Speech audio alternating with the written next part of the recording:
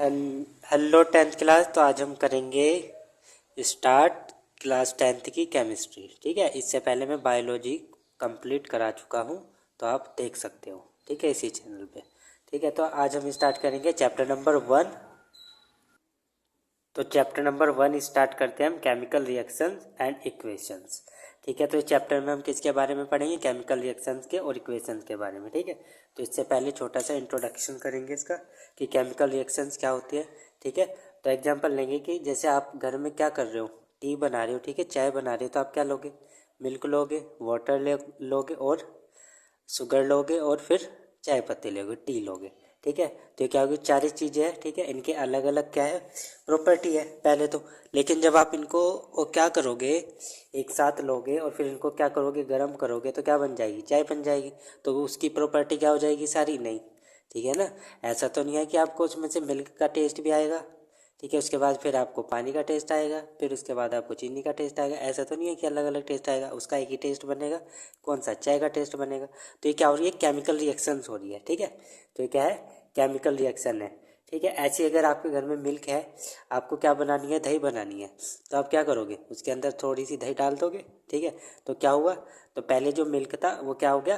Chemical reactions होने के बाद क्या बन गया? दही बन गया। ठीक है, ठीक है, कर्ड बन गया। ठीक है, तो उसका जो मिल्क है हमारा, उसका पहले प्रॉपर्टी अलग थी, उसके टेस्ट अलग था। लेकिन जब वो कर्ड बन गया, दही बन गया, तो उसका प्रॉपर्टी चेंज होगी उसकी। तो ये भी क्या है? एक केमिकल रिएक्शन। तो ये क्या है? सारी केमिकल रिएक्शन। तो आज इस वाले चैप्टर में हम केमिकल रिएक्शन के बारे में ही पढ़ेंगे। तो आप केमिकल रिएक्शन की सिंपल डेफिनेशन क्या लिख सकते हो?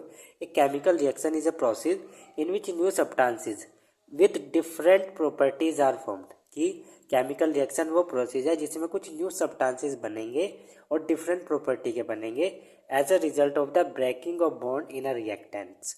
ठीक है, तो क्या होगा? ब्रेकिंग ऑफ बॉन्ड टूटेंगे किसके? रिएक्टेंट्स के। रिएक्टेंट हमारे क्या हो गया? जो भी एग्जांपल लिया है इसमें, तो रिएक्टेंट क्या था हमारा? मिल्क और थोड़ी सी दही। ठीक है, लेकिन उसके बाद क्या हो गया? जो हमारा नया प्रोडक्ट बना उसकी प्रॉपर्टी अलग होगी। ठीक है, ऐसे ही रिएक्टेंट उसमें क्या हो जाएगी? चाय में मिल्क, वाटर, टी, शुगर, ये क्या है? रिएक्टेंट्स है। और जो नया प्रोडक्ट बना, टी बना। ठीक है, टी क्या हो जाएगा? प्रोडक्ट। तो यही कह रहे हैं। तो substances which take part in chemical reactions are called reactant. तो वो सब्सटेंसेस जो केमिकल रिएक्शंस में क्या लेंगे? पार्ट लेंगे, उसे बोल लेंगे reactant. Substances which are formed in a chemical reaction, वो सब्सटेंसेस जो बनेंगे किसमें? केमिकल रिएक्शन में फॉर्म्ड होंगे, उन्हें हम क्या बोल लेंगे? प्रोडक्ट। ठीक है, तो ये छोटा सा क्या था? इंट्रोडक्शन था। अब चैप्टर करते हैं हम स्टार्ट बुक से। Consider the following of daily life and think what happen when. ठीक है, तो हम कुछ सिचुएशन लेंगे जो हम डेली लाइफ में क्या करते हैं, देखते हैं अपने आसपास। ठीक है, पहला क्या है? Milk is left at room temperature during summer. क्या है? गर्मियों के टाइम में आप क्या कर दो, अगर मिल्क को आप रख दो, ठीक है, अपने रूम में, ठीक है, रूम टेम्परेचर पे, तो क्या होगा? वो थोड़े टाइम के बाद क्या होगा? थोड़ा सा ख़राब हो जाएगा। ख़राब हो जाएगा तो उसका स्मेल आनी स्टार्ट हो जाएगी, उसका टेस्ट भी क्या हो जाएगा? अलग हो जाएगा। तो ये क्या होगी? केमिकल रिएक्शन होगी। ठीक है, एन आयरन तवा pan nail is left expose to human atmosphere. ठीक है, जैसे आपके आयरन के आर्टिकल्स होते हैं, लोहे की जो चीज़ें होती है, अगर आप उसको क्या कर दो? खुले में रख दो। ठीक है, तो उसके साथ क्या होगी? कुछ एयर होगी जो उसके साथ क्या करेगी? रिएक्ट कर लेगी और उस पर क्या लग जाएगा? जंग लग जाएगा। तो ये भी क्या है? एक केमिकल रिएक्शन है। ठीक है, ग्रेप्स गेट फर्मेंटेड, और जो हमारे ग्रेप्स है या अंगूर है, अगर वो पक रहे हैं तो वहाँ पे क्या हो रही है? केमिकल रिएक्शन हो रही है, इसकी वजह से क्या हो रहा है? पक रहा है वो। ठीक है, फूड इज कुकड। ठीक है, तो जैसे आप खाना पकाते हो, ठीक है, तो खाना जो आप पका रहे हो, जब फ्लोर लोगे, आटा लोगे, तो उसके बाद उसकी क्या बनेंगी? रोटियां बनेंगी। ठीक है, आटे का टेस्ट अलग है, कलर अलग है, मतलब सब कुछ ही प्रॉपर्टी क्या है? डिफरेंट है। लेकिन जो रोटी बन गई आपकी, तो उसका टेस्ट अलग आएगा। ठीक है, तो ये क्या है? ये भी क्या है? केमिकल रिएक्शन है। उसमें भी क्या करना पड़ रहा है? हमें हीट करना पड़ रहा है। Food get digested in our body. ठीक है, और जो फूड हमारी जो बॉडी के अंदर डाइजेस्टेड हो रहा है, वो भी क्या चल रही है? हमारी बॉडी के अंदर भी क्या हो रही है? केमिकल रिएक्शन चल रही है, जिसकी वजह से जो हम फूड ले रहे हैं वो क्या है? कॉम्प्लेक्स है और सिंपल में टूट रहा है अंदर हमारी बॉडी के जाने के बाद। तो ये क्या है? केमिकल रिएक्शन है। वी रेस्पायर्स, जो हम सांस ले रहे हैं, वो भी क्या है? केमिकल रिएक्शन है। ठीक है, ऑक्सीजन ले रहे हैं आप और कार्बन डाइऑक्साइड छोड़ रहे हैं, ये भी क्या एक प्रोसेस है और क्या है? ये केमिकल रिएक्शंस है। ठीक है, अब देखते हैं। In all the above situation the nature and the identity of the initial substances somewhat change. तो जो हमने सारी ऊपर वाली जो सिचुएशन देखी इसमें क्या है, जो नेचर है और जो आइडेंटिटी है इनिशियल सब्सटेंस की, जो हमारे इनिशियल सब्सटेंस है, जो पहले सब्सटेंस जो हम ले लिए थे, तो उनकी जो प्रॉपर्टी होगी वो क्या हो जाएगी, चेंज हो जाएगी रिएक्शन के बाद। We have already learn about physical and chemical change of matter in our previous classes. और ये आप क्लास 9th में पढ़ के आए हो, फिजिकल चेंज क्या है, केमिकल चेंज क्या है, ठीक है। Whenever a chemical change occur, जब भी केमिकल चेंज होगा, we can say that a chemical reaction has taken place, तो हम क्या कह देंगे कि वहाँ पे क्या हो रहा है, केमिकल रिएक्शन हो रही है। अगर कहीं पे भी केमिकल चेंजेस आ रहे हैं तो हम क्या बोल देंगे कि वहाँ पे क्या हो रहा है, केमिकल रिएक्शन हो रही है। You may perhaps be wondering has to what is actually meant by a chemical reaction. लेकिन अभी आप क्या होगे, थोड़े से कन्फ्यूजन होगी आपके दिमाग में कि एक्चुअली में हो क्या रहा है, कि केमिकल रिएक्शन है क्या चीज़, हमारे समझ में नहीं आ रही। तो अभी आपकी क्या है, कन्फ्यूजन, वंडरिंग हो अभी। How do we come to know that a chemical reaction has taken place, कि हम कैसे जाने कि कहीं पे रिएक्शन हो रही है या नहीं हो रही है, ये भी क्या है, कन्फ्यूजन है। तो इसको हम क्लियर करेंगे। Let us perform some activity to find the answer to this question, ठीक है। तो हम क्या करेंगे, कुछ एक्टिविटी करेंगे, ठीक है, इन क्वेश्चंस को फाइंड करने के लिए, इन क्वेश्चंस के आंसर फाइंड करने के लिए, ठीक है। तो पहली एक्टिविटी क्या है, पहली एक्टिविटी है हमारी ये, ठीक है। एक एक्टिविटी, इसमें क्या लेंगे, मैग्नीशियम रिबन लेंगे, ठीक है। ये क्या है, मैग्नीशियम रिबन है, ये क्या है, टोंग है, ठीक है। क्वेश्चन क्या है, इसकी जो सावधानी है, this activity need the teacher assistant. तो ये जब आप ये एक्टिविटी करोगे तो आपको क्या करना पड़ेगा, टीचर्स की क्या लेनी पड़ेगी, सलाह लेनी पड़ेगी, टीचर्स के साथ ही करनी पड़ेगी, ठीक है। ऐसे नहीं कि आप अकेले करने लगो। It will be better if student wear suitable eye glasses. जब आप ये एक्टिविटी करोगे तो आपको कुछ सूटेबल आई ग्लासेस पहनने पड़ेंगे। Cleaning a magnesium ribbon about 3-4 centimetre long bye rubbing it with sand paper. तो आप क्या लोगे, मैग्नीशियम रिबन लोगे 3 से 4 सेंटीमीटर का, ठीक है। और किससे साफ करोगे, सैंड पेपर से। सैंड पेपर से इसलिए क्लियर कर रहे हैं क्योंकि जो हमारा मैग्नीशियम रिबन है उसके ऊपर क्या आ जाएगी, कुछ लेयर्स आ जाएगी, उस लेयर्स को हटाने के लिए, जिससे कि अच्छे से अपनी रिएक्शन दिखाए। तो उसके लिए हमें क्या करना पड़ेगा, उसको रब करना पड़ेगा। Hold it with a pair of tong, इसे पेयर ऑफ टोंग से क्या कर लेंगे, होल्ड कर लेंगे। Burn it using a spirit lamp और burner and collect the ash form in a watch glass, ठीक है। तो आप क्या करोगे, एक बर्नर लोगे, ये क्या है, हमारा बर्नर है, ठीक है। और इसको क्या करोगे, टोंग से पकड़ के क्या करोगे, बर्न करोगे, ठीक है। तो जब ये बर्न करोगे आप, तो बर्न करके क्या हो जाएगा, ऐश बन जाएगा, ऐश मतलब राख बन जाएगा, ठीक है। और इसको किसी में कलेक्ट कर लोगे आप, वॉच ग्लास में क्या कर लोगे, कलेक्ट कर लोगे, ठीक है। तो ये क्या है, जो हमारी ऐश बनी है, जो राख बनी है, क्या है, मैग्नीशियम ऑक्साइड, ठीक है। Burn the magnesium ribbon keeping it away as far as possible from your eyes. तो जब आप ये एक्टिविटी करोगे इसको तो अपनी आई से थोड़ा सा दूर रखना, जहाँ तक आप पॉसिबल हो, ठीक है। व्हाट डू यू ऑब्जर्व, तो कह रहे हैं कि इस एक्टिविटी में आपने क्या ऑब्जर्व करा है, ठीक है। तो देखते हैं क्या ऑब्जर्व करा इसमें हमने।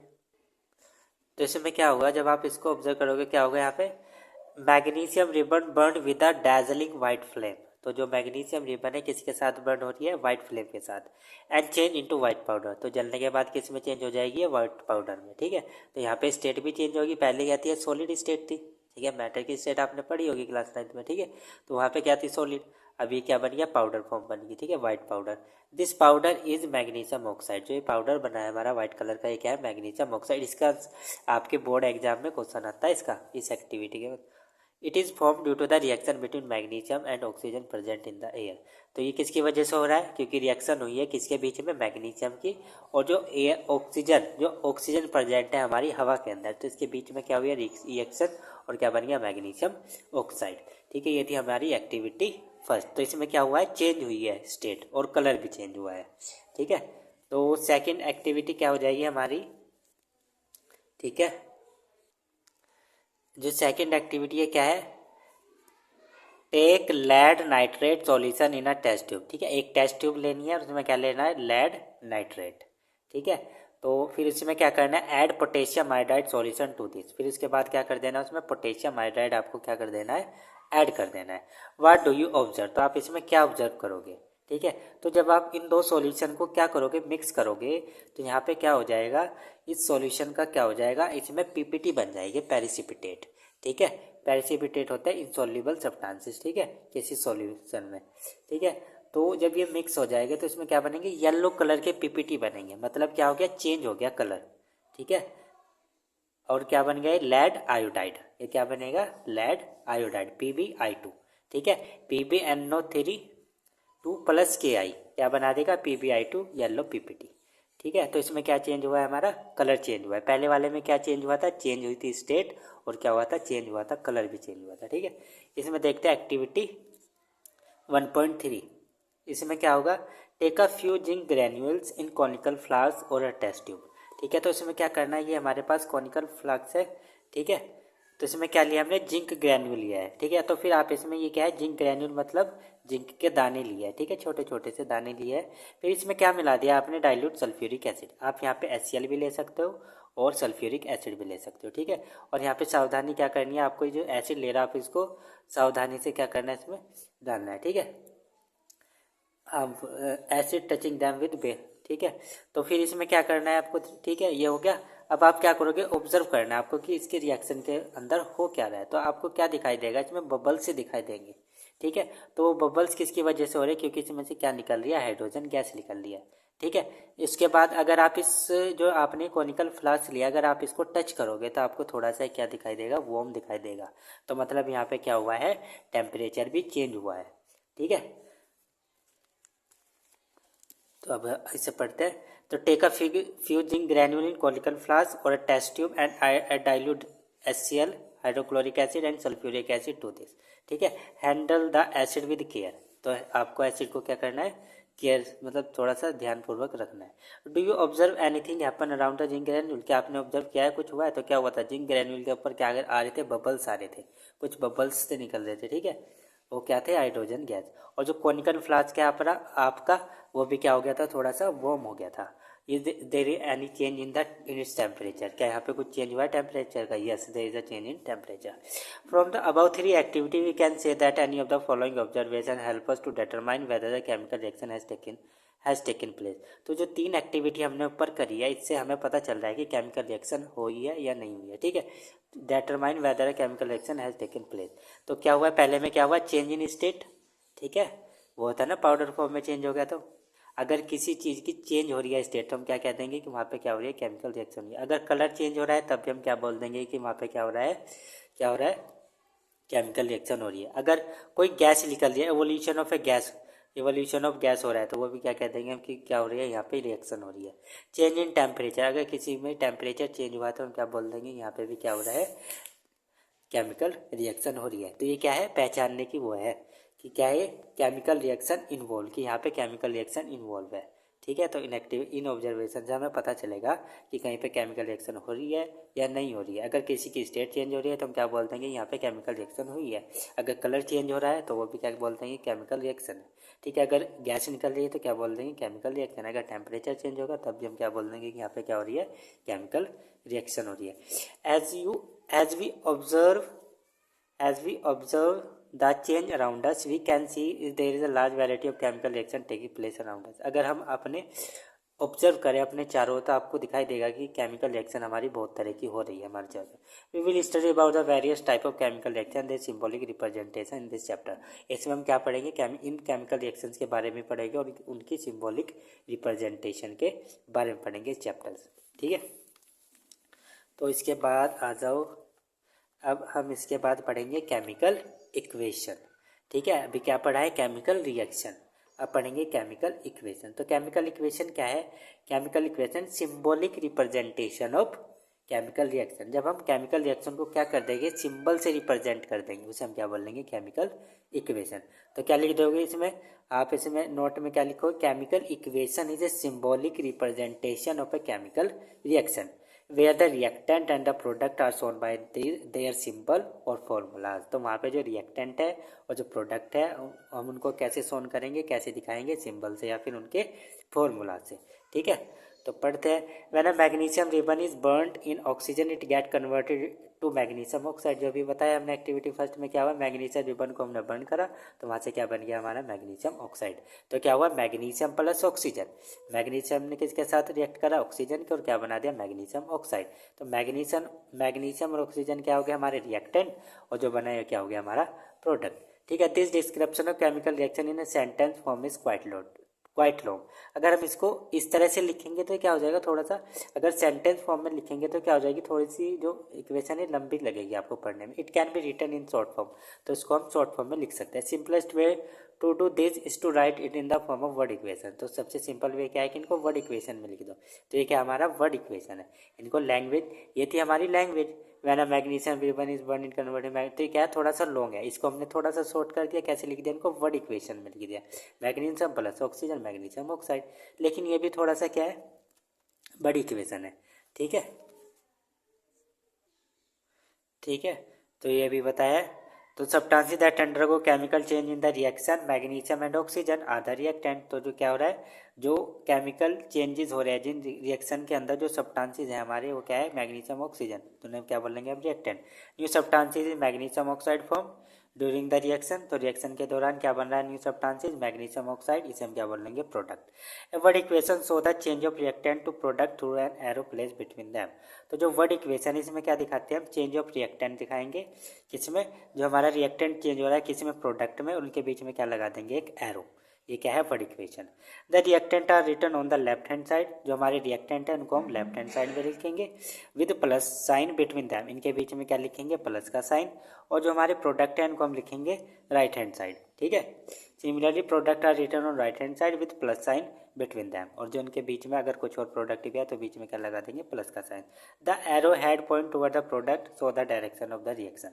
तो जो एरो हेड है, ये क्या है, एरो और फिर हेड। ठीक है, तो क्या दिखा रहा है कि जो हमारी रिएक्शन है किधर को जा रही है, इधर को जा रही है, रिएक्टेंट से प्रोडक्ट की तरफ को जा रही है। ठीक है, मतलब डायरेक्शन ऑफ द रिएक्शन दिखा रहा है। ठीक है, ठीक है, तो जो हमने वर्ड इक्वेशन लिखी थी वो भी थोड़ी सी क्या है, लॉन्ग है। Is there any other shorter way for representing a chemical equation. अब ये क्वेश्चन अराइज हुआ है कि क्या इससे भी कुछ छोटा तरीका हो सकता है किसी केमिकल इक्वेशन को रिप्रेजेंट करने के लिए। Chemical equation can be made more concise and useful. तो हम केमिकल इक्वेशन को मोर कंसाइज और यूजफुल बना सकते हैं। कंसाइज मतलब छोटी बना सकते हैं, यूजफुल बना सकते हैं if we use chemical formula instead of words. कि अगर हम क्या यूज़ करें, केमिकल फॉर्मूले यूज़ करें वर्ड की बजाय। मैग्नीशियम क्या है, वर्ड है, प्लस ऑक्सीजन क्या है, वर्ड है। हमने यहाँ पे क्या यूज़ करे है, वर्ड, वर्ड इक्वेशन में। ठीक है, तो वर्ड के बजाय हम क्या यूज़ कर ले, फॉर्मूले।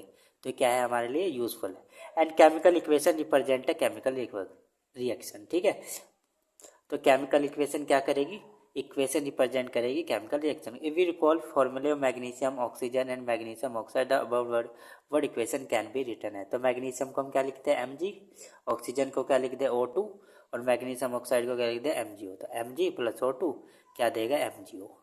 ठीक है, तो ये क्या हमारी वो क्या थी, वर्ड इक्वेशन, जिसके बोलेंगे हम केमिकल इक्वेशन। ठीक है, count Count and compare the number of atom of each element on the LHS and RHS of the arrow।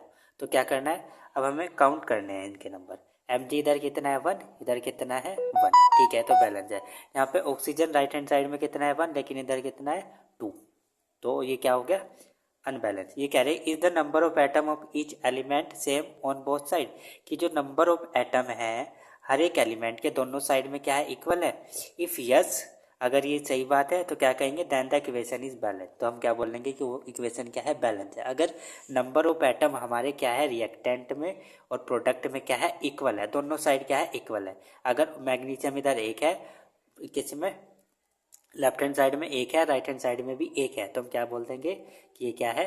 और ऑक्सीजन भी क्या होता है, यहाँ पे 2 है और इधर भी 2 होते, तो क्या बोल देते हम, ये क्या है, बैलेंस इक्वेशन है। लेकिन ये क्या है, बैलेंस इक्वेशन नहीं है, क्योंकि इधर क्या है, एक ऑक्सीजन एक है और इधर कितने ऑक्सीजन 2 है। ऑक्सीजन के एटम कितने हैं, इधर 2 है और इधर 1 है, तो ये क्या है, अनबैलेंस। अगर बैलेंस होता then equation is balance, if not then equation is called unbalance. तो हम इक्वेशन, इस वाली इक्वेशन को क्या बोल लेंगे हम, ये क्या है, अनबैलेंस इक्वेशन है। Because the mass is not the same on both side of the equation. क्योंकि जो मास है दोनों तरफ क्या नहीं है, सेम नहीं है। ठीक है, such a chemical equation is a skeletal chemical equation for a reaction. तो अनबैलेंस केमिकल इक्वेशन को हम दूसरे नाम से भी बोलते हैं, क्या बोलते हैं उसको, स्केलेटल केमिकल इक्वेशन। ठीक है, equation 1.2 is a skeletal chemical equation for the burning of magnesium in air. तो जो हमारी ये वाली इक्वेशन है कौन सी है, स्केलेटल केमिकल इक्वेशन है, क्योंकि ये क्या है, अनबैलेंस है। ठीक है, अगर बैलेंस होती है तो फिर से बोलते हैं बैलेंस केमिकल इक्वेशन। तो आई होप आप सबको यहाँ तक ही चैप्टर थोड़ा सा समझ में आया होगा, ठीक है। और नेक्स्ट वीडियो में हम करेंगे बैलेंस केमिकल इक्वेशन, ठीक है।